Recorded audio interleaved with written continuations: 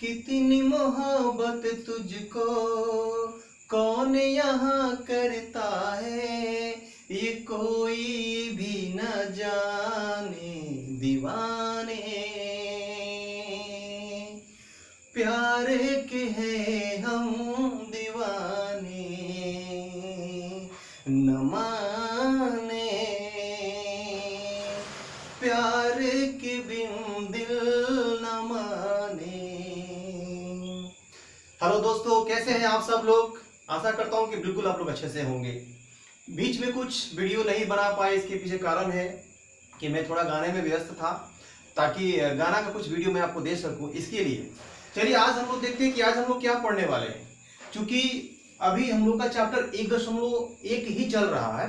NCERT solution में से आपका 1.1 अभी चल रहा है। उसका क्वेश्चन नंबर 3 आज मैं आपके सामने लेकर आया हूं। मैं चाह रहा हूं कि छोटी वीडियो हो और एक एक क्वेश्चन मैं आपको बना करके दूं, ताकि आपको देखने में परेशानी बिल्कुल नहीं हो और आप अच्छे तरीके से समझ सके और सीख सके। तो चलिए देखते हैं कि आज हमारा क्या क्वेश्चन है। बोर्ड पे तो मैंने पहले से ही लिख रखा है। चलिए देखते हैं क्वेश्चन क्या कहता है। सबसे पहले एक बात मैं आपसे कहूंगा कि अगर प्रश्न आप मैथ का खुद से बनाना चाहते हैं, अगर आप अच्छे से मैथ को हैंडल करना चाहते हैं, अपने बस में रखना चाहते हैं, तो सबसे पहला काम ये कीजिएगा, आप इस क्वेश्चन को 2, 3, 4 बार पढ़ लीजिएगा बिल्कुल अच्छे तरीके से। क्योंकि अगर जब तक आपको क्वेश्चन समझ में नहीं आता है तो आप मैथ को खुद से नहीं बना सकते। तो ये क्या कर सकते हैं हम, या तो बोर्ड से उतार सकते हैं, या जो हमारे टीचर्स हमें पढ़ाते हैं वो हम करेंगे, और उन्हीं की बताए रास्ते पर हम चलते हैं।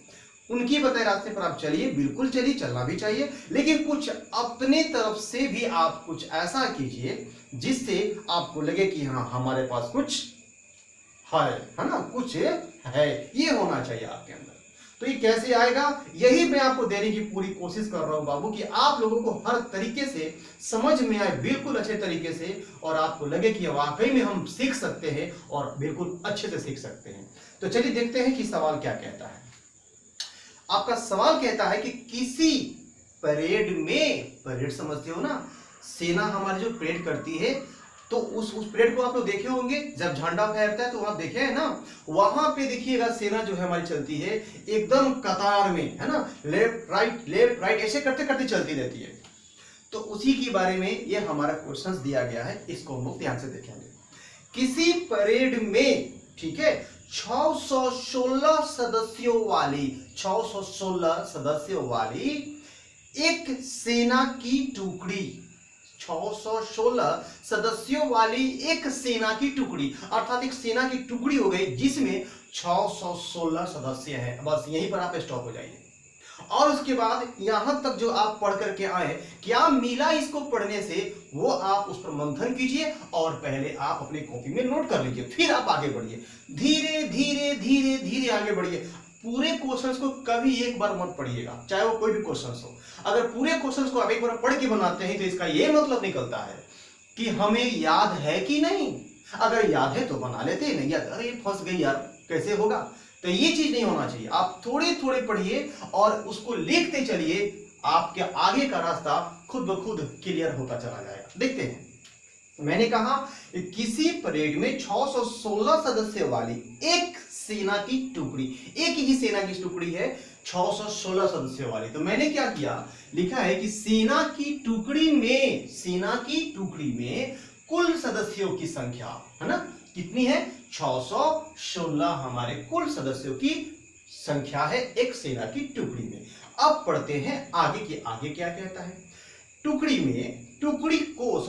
को 32 सदस्यों वाले, है ना, 32 सदस्यों वाले एक आर्मी बैंड के पीछे, 32 सदस्यों वाले आर्मी बैंड, अर्थात इसका क्या मतलब है, आर्मी बैंड वाले वे भी हमारे सेना ही होते हैं, वे आगे आगे होते हैं, है ना, और बैंड बजाते चलते हैं, और हमारे सेना पीछे पीछे लेफ्ट राइट करते करते परेड करते हुए चलती है, इसको हम बोलते हैं मार्च करना। तो यहां पे है कि 32 सदस्यों वाले एक आर्मी बैंड के पीछे। अब यहां देखिएगा, आर्मी बैंड के सदस्यों की संख्या कितनी है, 32 है। यानी आर्मी बैंड में जो बैंड बजाने वाले हमारे आर्मी लोग हैं, जो हमारे सिपाही भाई हैं, जो हमारे आर्मी भाई हैं, वे लोग, उनकी सदस्यों की संख्या कितनी है, 32 है। और इनके पीछे ये 616 सदस्य, इनके पीछे इनको क्या करना है, मार्च करना है, मतलब चलना है उनको। आप तो देखते ही हमारी सेना कैसे चलती है, तो वो चीज देखिए। अब देखेंगे आगे क्या कहता है। आगे कहता है कि दोनों समूहों को, इसको भी, ये जो 32 आप देख रहे हैं इसको और 616 दोनों समूहों को समान संख्या वाले, एक चीज यहां पे पकड़ में आया, समान संख्या। इस पर सोचिएगा, क्योंकि इस क्वेश्चंस में ये समझ में नहीं आता है, इस तरह के क्वेश्चन में हमें करना क्या है, हमें निकालना क्या। और जब तक ये पकड़ में नहीं आएगा कि हमें निकालना क्या, कैसे निकालेंगे भाई, बिल्कुल नहीं निकाल सकते। तो समान संख्या वाले स्तंभों में मार्च करना है, उनको क्या करना है, समान संख्या वाले स्तंभों में मार्च करना है, ठीक है। उसके बाद देखते हैं आगे क्या कहता है। उन स्तंभों की, हालांकि स्तंभों का मतलब तो हमारा पिलर होता है, लेकिन यहां इसके मतलब यह है कि पंक्ति, जो पंक्ति में जा रहे हैं उस पंक्ति में अधिकतम संख्या क्या होगी, यानी एक पंक्ति में कितनी अधिक से अधिक हमारी सेना चलती है या चल रही है, ये हमें पता करना है। तो आगे कहता है कि जिसमें वो मार्च कर सके, अर्थात वो चल सके। तो अब देखिए हमें निकालना क्या है, पता नहीं चला। पता तो ये हो रहा है कि इसमें बोला जा रहा है कि स्तंभों की अधिकतम संख्या ज्ञात कीजिए, ये हमसे कहा जा रहा है। हमें पता चलेगा कैसे, हमें करना क्या है, और जब तक ये नहीं पता चलता है तो हम बना नहीं सकते। तो एक चीज आपने इसमें नोटिस किया, अधिकतम। तो एक यही नहीं है, अगर आपको किसी प्रश्न में पढ़ते समय में ये मिल जाए अधिक से अधिक, बहुत ज्यादा, है ना, उसके बाद अधिकतम, न्यूनतम नहीं, न्यूनतम तो एलसीएम में चला जाएगा, अधिकतम, समान, है ना, समान, एक जैसा, क्योंकि कॉमन यानी उभयनिष्ठ यानी मौसम, समान। तो इसका मतलब हमने ये निकाला कि हमें इसमें करना क्या है, तो एचसीएफ निकालना है। आपको मैंने याद, आप एक वीडियो हमारे देखे होंगे, उसमें मैंने आपसे कहा था कि हम एचसीएफ बनाते क्यों हैं, और जिस दिन हम किसी चीज के पीछे पड़ जाएंगे कि वो आया तो क्यों आया और कैसे आया और हमें करना क्या है, अगर ये पता चल जाए तो हम तो कुछ भी कर सकते हैं। तो हमने इसमें ये देखा कि हमें अधिकतम संख्या मिला, और अधिकतम हमारा जो है ये समझ लीजिए कि एक हमारा पॉइंट हो गया पता करने के लिए कि ओ इसमें हमको एचसीएफ निकालना है, अधिक से अधिक, ठीक है, अधिकतम संख्या निकाल करना है। तो हमने क्या किया, लिखा है अब 616 और 32 का क्या करेंगे, हम एचसीएफ निकालेंगे। तो हमें इसका एचसीएफ फाइंड करना है, प्राप्त करना है। अब एक चीज और, इसमें आपसे ये नहीं कहा जा रहा है कि आप इसको फलना विधि से बनाइए, मतलब इस विधि से बनाइए, उस विधि से बनाइए। तो अगर इसमें विधि की बात नहीं हुई है तो आप किसी भी विधि से बना सकते हैं, आप आजाद हैं।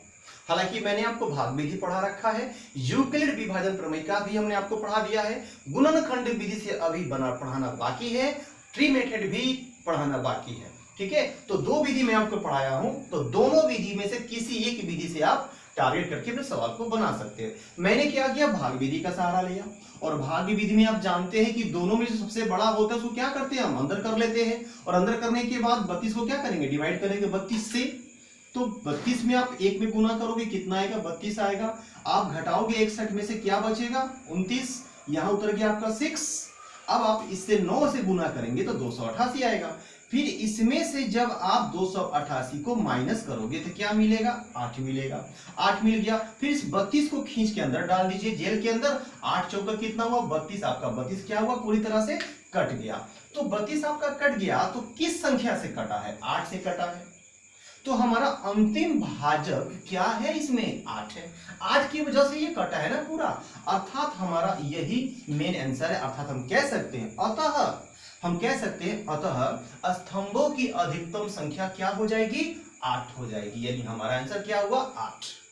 अब एक चीज मैं आपको बताता हूं कि मैंने तो बोल दिया कि 8, ठीक है, आप किताब आपके पास है तो आप मिला लोगे आंसर कि हाँ भाई सही है कि नहीं। लेकिन मान लीजिए कि अगर आपके पास बुक अवेलेबल नहीं है और आपको आंसर भी याद नहीं है, आपको रट के नहीं बनाना, आपको सीख के बनाना है, तो कैसे समझेंगे भाई ये सही है या गलत, कैसे समझेंगे ये सही है कि नहीं सही है। इस चीज को हम लोग देखते हैं। मैंने आपको बताया था, देखिएगा ध्यान से, इसमें हम लोग जैसे ये 8 आया, अब आप 8 से क्या कीजिए, मतलब हम लोग क्यों बनाते हैं ये जरूर आप देखिएगा। 8 से आप 616 में भाग दीजिए, कितना आएगा? 77 आएगा। 8 से 616 में भाग देंगे क्या मिलेगा? 77। और 8 से ही आप 32 में भाग दीजिए, क्या मिलेगा? 4 मिलेगा। ठीक है, अब देखिएगा ध्यान से, हमारा आंसर सही है या गलत, आपको तुरंत दूध का दूध और पानी का पानी हो जाएगा। मैंने क्या कहा? स्तंभों की संख्या कितनी मैंने कहा? 8 कहा। तो आप देखिएगा ध्यान से, 1 2 3 4 5 6 7 8 स्तंभ हो गए। और प्रत्येक स्तंभ में आर्मी वाले ये जो 4 हमारा आया है, 8 चौका 32 बैंड वाले जो हमारे हैं भाई साहब, वे 4 4 समय कर दीजिए, 4 4 4 4 4 4 4 4। ठीक है, इसको आप जोड़िए तो 4 4 8 4 12 4 16 4 20 24 4 28 4 कितना हो जाएगा? 32। यानी आपका ये जो 32 हैं हमारे आर्मी बैंड वाले हैं। ठीक है, अब इनके पीछे आप 77 लगा दीजिए, सबके नीचे 77 77, सब में 77 कर दीजिए आप, सब में इसके नीचे सब में 77 77 कर देंगे। ठीक है, यहाँ के साथ कम हो गया है 77। और जब ये भी कितनी हो जाएगी? 8। 77 को आप 8 से गुना कीजिए, कितना आता है? 616। 77 में आप 8 से गुना कीजिए, कितना आएगा? 616 आ गया।